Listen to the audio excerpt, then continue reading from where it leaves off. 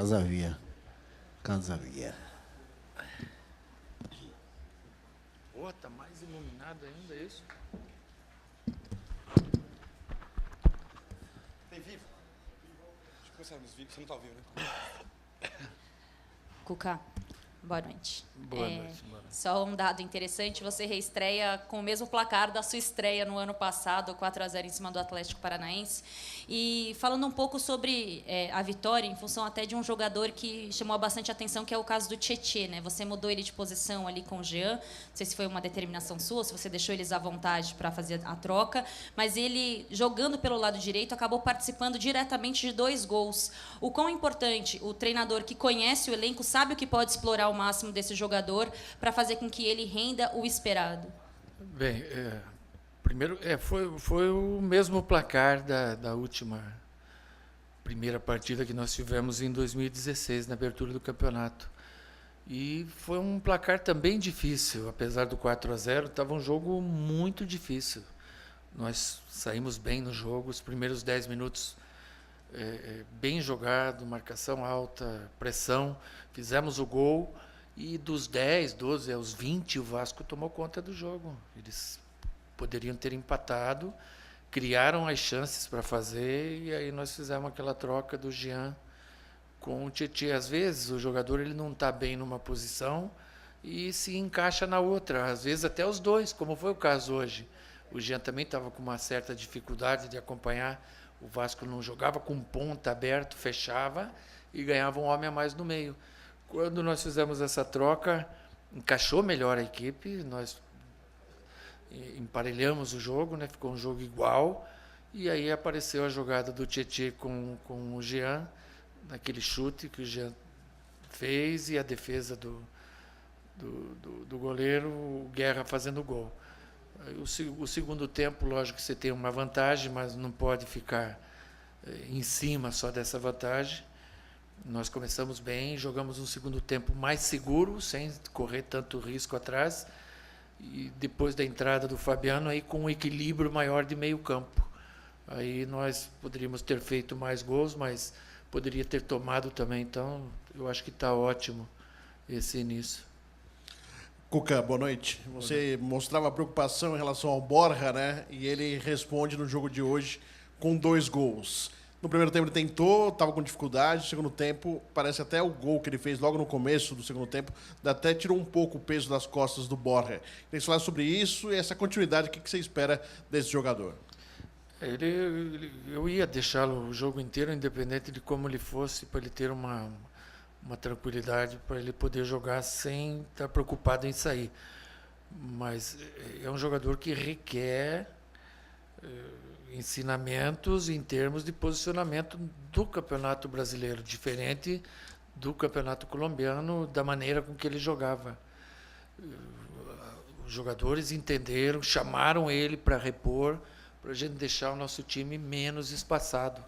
E isso vai muito do comandante, dos 3 atacantes ou 2 que se joga, estarem fazendo vai e vem, senão a defesa não vai fazer para frente também. Vai ficar uma turma assim, uma assim. E em algum momento hoje isso aconteceu. Então a gente tem que trabalhar bastante, conversar bastante com ele para ele ir evoluindo. Lógico que dentro de uma vitória e com ele fazendo um par de gols fica mais fácil. Mas ele está de parabéns pelo jogo que fez, tem potencial e nós temos que trabalhar bastante ele. Cuca, quando você voltou, uma das coisas que a gente imaginava que fosse acontecer, que não estava acontecendo, era recuperar alguns jogadores que não vinham bem. Você, numa alteração dentro do próprio jogo, você recuperou 2 jogadores, o Tietê e o Jean. O Fred citou o Borja, que marcou 2 gols. A gente viu a comemoração que você também citou, que queria que os jogadores abraçassem ele. Quer dizer, algumas coisas que já foram possíveis ver nesse dia de hoje. É mais ou menos por aí. O conhecimento que você trouxe do Palmeiras, você conseguiu, num jogo, já colocar mais ou menos em prática? Não, é porque cada um tem uma maneira, né? O trabalho do Eduardo é um trabalho muito bom e já foi visto em diversos clubes, Sport Recife, Ponte Preta, o próprio Fluminense teve bons momentos, enfim. Aqui no Palmeiras estava indo bem, ele tinha um percentual altíssimo de vitórias, de pontos, e por uma questão ou outra acabou saindo. Lógico que entra um outro treinador, às vezes o jogador ele se motiva porque é uma chance nova de aparecer, de fazer outras coisas, e você tem que aproveitar esse momento, né? Então eles aproveitaram bem. Muita coisa que foi feita hoje foi em cima do trabalho do Eduardo, e a gente segue o nosso caminho aí da melhor forma, conhecendo um pouquinho mais da equipe. Felipe Melo tem um estilo diferente de jogar, Borja tem um estilo diferente de jogar, Guerra. Por quê? Porque são jogadores que estavam em outro mercado. E lá não se joga da maneira com que a gente joga aqui. Jogar domingo e quarta, domingo, quarta, domingo e quarta, também é complicado. Então a gente tem que ir devagarzinho, porque com a fortalecida que nós demos no elenco, nós vamos usar todos eles. Cuca, pessoalmente, como é que foi para você retornar ao banco de reservas aqui no Allianz Parque, com a torcida gritando o seu nome? E o quanto que o Palmeiras perde com a ausência do Felipe Melo? E como que você já pensa em substituição do jogador ali na Libertadores?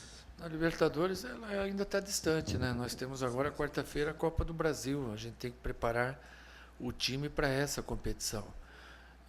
Eu confio muito no Thiago Santos. Eu sei que a hora que ele entrar, ele vai jogar bem. Eu confio muito na dupla de volante sem um primeiro volante, como eu joguei o ano passado todo, com Moisés e Tietê, como eu fiz hoje uma parte com Jean e Tietê.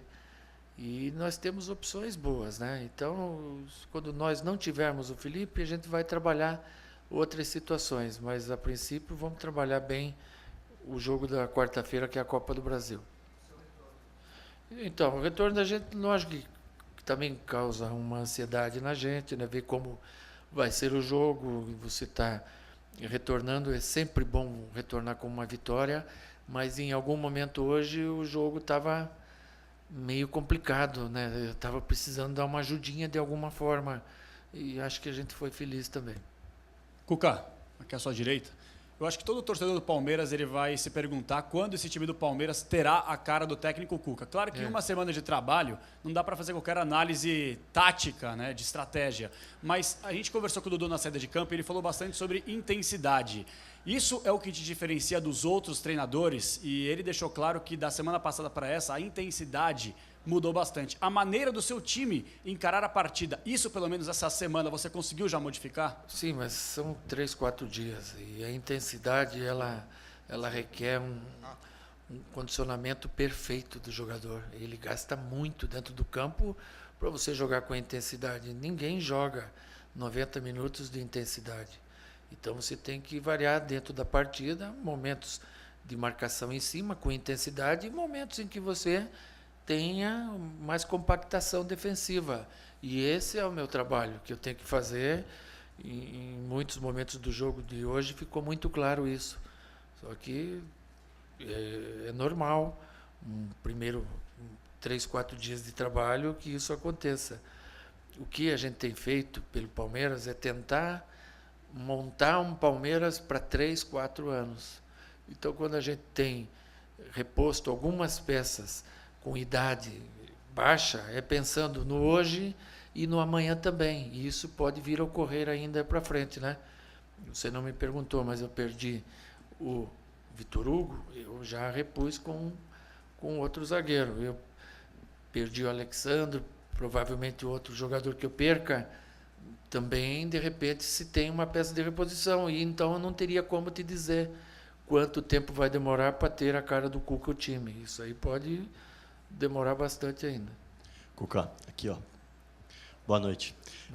Queria que você fizesse uma análise das diferenças que você vai ter que trabalhar entre o Gabriel Jesus, que fazia a função do Borja no ano passado, e o próprio colombiano, que agora começa a ganhar confiança, como você disse, né? Sim, esse é um trabalho mais difícil que tem, porque o Gabriel tem uma condição própria. O Gabriel, você tem que frear o Gabriel, para ele não ir tanto a agredir a bola e o adversário e puxar, e traz o time junto com ele toda vez, né? E recompõe e passa. Isso é nato dele. Nós não vamos conseguir fazer outro jogador igualzinho a ele. Não. Mas a gente vai tentar tirar o potencial máximo possível de cada jogador. E vai acontecer com o Borja também. A gente está muito feliz que ele pôde fazer 2 gols, mas a gente tem evolução principalmente dentro do espaço do campo para ser diminuído e aumentado. Então, se diminui o espaço para eu defender, vai aumentar para eu atacar, vai ficar mais fácil. Isso aí vai ter que ser trabalhado.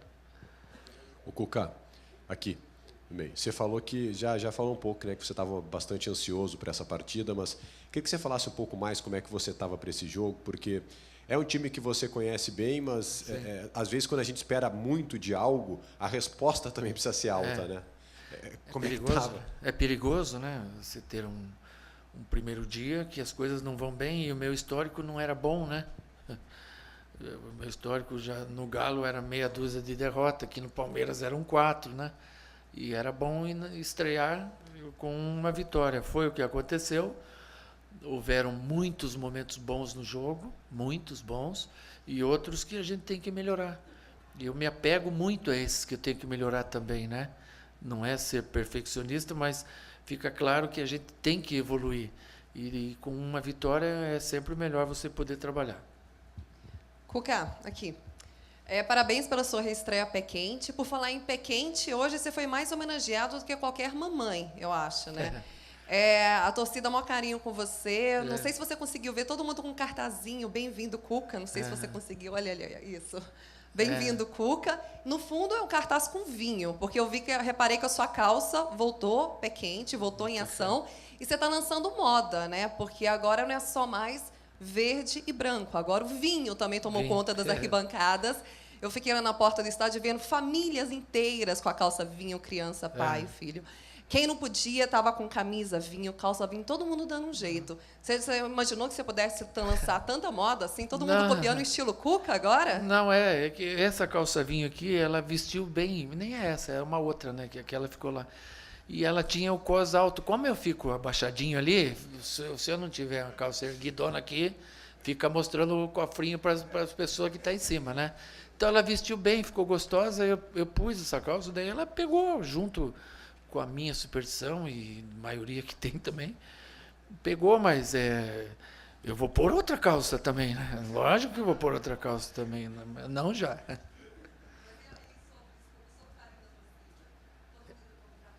Pois é, e daí eu vim com essa calça hoje, porque todo mundo ia vir com cartaz ou com a calça vinho e eu não vinha, daí já pensou que frustração, né? Então eu vim com ela, tá tudo certo. Cuca, boa noite. Boa noite. Com a entrada do Fabiano no segundo tempo, você planeja com Felipe, Tietê e Jean no meio...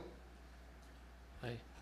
Felipe, Jean e o Tietê no meio, repetir aquela formação que você usou muito em 2016, e também agora com a chegada do Mike, você falou de suprir algumas situações, ele vindo agora, qual situação você acha que ele vem a suprir no elenco? Bem, ele vem nessa situação que eu posso utilizar o Jean para dentro, como eu fiz hoje, né? Então, é mais um jovem que vem, e tomara que dê certo, que se concretize, e mais uma boa aquisição que se faz, uma troca, na verdade, né? O Rafael indo para lá também é bom para ele, porque o Rafael precisa jogar. Ele tem potencial para jogar.